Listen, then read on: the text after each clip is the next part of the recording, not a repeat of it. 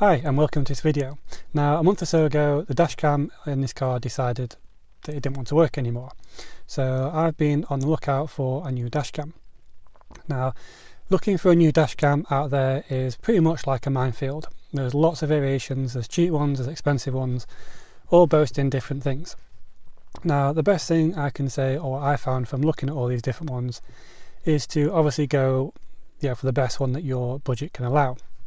Now obviously if you're doing now like what I did, you're checking out all the YouTube videos on different dash cams, looking for which one's right for you, if it's good quality or not. I found a dash cam which I bought, and I did the same for this dash cam. I wanted to find a few more videos on it. Now apart from the ones that come from the manufacturer that boast this feature and that feature, I wanted to try and find a video that someone did, like hopefully what I'm going to do, that tells you what it's like in real life, apart from just all the positive things and what it's got and the usual stuff. So I'm hoping this video is going to do that. So let's make a start. So the one that you can see from the title, the one that I bought, is the Road Angel Ultima, which is the one right here. Now I've had this in the car a little bit of time, so hopefully now I'm at a point where I can give my a bit of a review as to what I think. So the reason I went for this one, not the other ones, the VFE, I can never say it, and the other ones, that are quite popular, is I've actually got the 2K version in my other car, my wife's car, and I've had that for 2 or 3 years and it's been great. I did actually do a review of this dashcam, so if you're looking for that particular model, I can link that video down below. Now with this one, that being a 2K camera and this one being a 4K, obviously buying the best one you can get for your budget, I'm basically going to compare this one that I bought against that, seeing as though it's from the same manufacturer. That was the first reason why I kind of went with that dashcam, because it's been absolutely fine. It does have its flaws, which I go through on that video, and I'll try and compare them against this video to make it a little bit easier. So looking at the unit, it's a little bit bigger than the last one I had. And one thing that I wasn't aware of until actually fitting this dashcam is the actual location. Now what I mean by that is the dashcam that I had before was a little tiny one. It fit my window. And what you've got to be careful as well, on this particular car, Focus and some others, you have I'll put a photo in to make it easy, you have a centerpiece that goes behind the rear view mirror. So unlike some cars when you can put the dashcam hidden away behind it, with this, because it has all the sensors, you can't do that. So my last dashcam sat next to it, it was fine, it covered a little bit of the screen, but it was okay. Now this one, what I wasn't aware of at the time is that because it's quite a wider unit, the camera is actually on the left hand side. Now if you try to fit this on the driver's side next to this unit, it does cover a bit of your visibility and also captures a lot of the plastic, this cover that goes on the windscreen, and so it cuts a lot of that viewing angle off, so it cuts your picture off basically. So what I had to do is mount it on the passenger side. This won't bother some people have it on the left hand side anyway, but it's just something that I found to make you aware of if you have the same scenario. Now the good thing about this camera as well, I think the other 2K one's a little bit different. On installation, the wire that goes, both of these are front and rear cameras, dash cams by the way, but on this one I did note that the wire that runs front to back, they're separate. So what I mean by that is on the rear camera, if you want to unplug it for any reason, if the wire's dangling or you want to move it or for whatever reason at all, there's a plug on the back end, so you can disconnect it if you want to. So for whatever reason you would want to do that, I don't know, but I'm just saying that is the option. If you want to unplug it, you can do. Where I think the other one, the wire runs straight from the unit all the way to the plug at the front. So I guess if there's an issue with the cable, or you cut it for whatever reason, you can just replace the cable as opposed to buying the whole cable and camera. Now again, with installation, one thing that you need to note with this, it's same with the other camera, but with this in particular, the camera that I had before was a mini USB. I had this hardwired in. Now this camera is actually a USB-C, so the front of the camera and the rear camera both ends are USB-C. So if you were to hardwire this camera into the wiring that you've already got, you know, like what I had, I am either going to have to buy a little adapter to convert it, or buy a whole new hardwire kit. I haven't really looked into, you know, which is easiest yet, probably the adapter, but that is something to consider if you've already got a camera in place and you're looking to purchase one of these. So besides that, installation, so both cameras are pretty easy, simple, and you know, no fuss really. One thing that I will add as well, though, if you the camera comes with everything you need, you know, the plug, cigarette plug and all that type of thing, apart from the hardwire kit, that is separate. So if you have a constant live cigarette lighter, so if you plug something in while the keys are out of ignition or everything's turned off, then you will need a hardwire kit, otherwise the camera will just keep rolling constantly.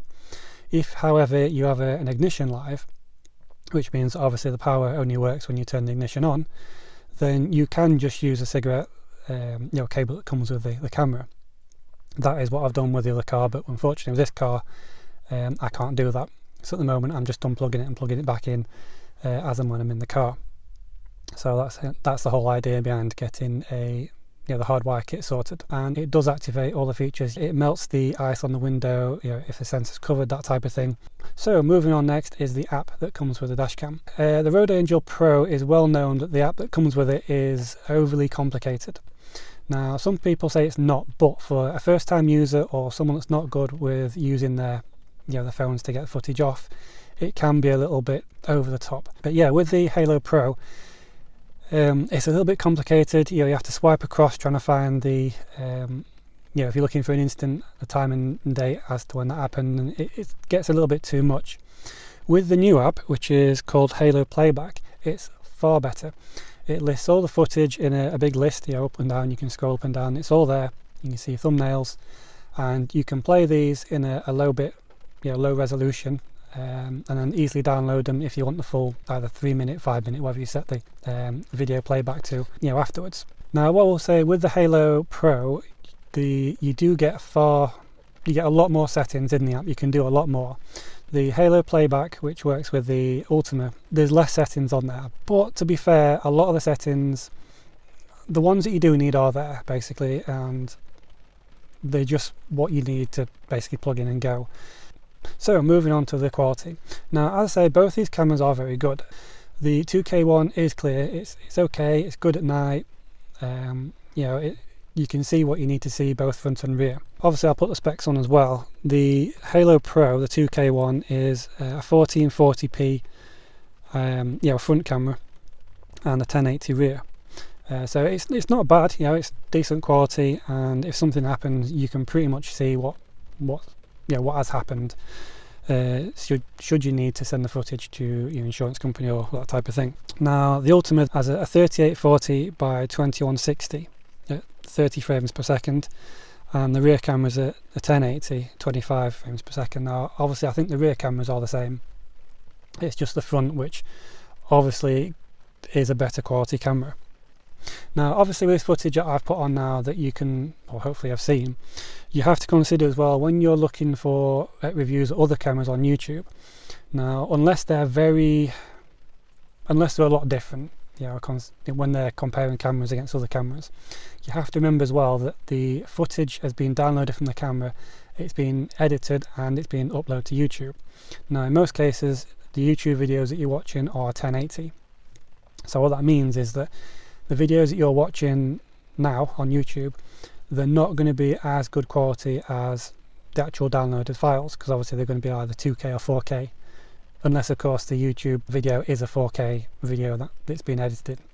But yeah, basically what I'm trying to say is they're not going to be as good as quality, but it does give you an idea. So just a note to consider as well when you're looking at different dash cams. So what I will say, as the raw footage goes, the 4K one, I'm going to say is superior. To look at side by side, it looks fine, but the main difference I found is that if you needed to zoom into a car's number plate, you know, if it was a certain distance away, a little bit further than usual, when you zoom in, it's not going to go pixelated as much as what a 1080 or a lower quality camera is.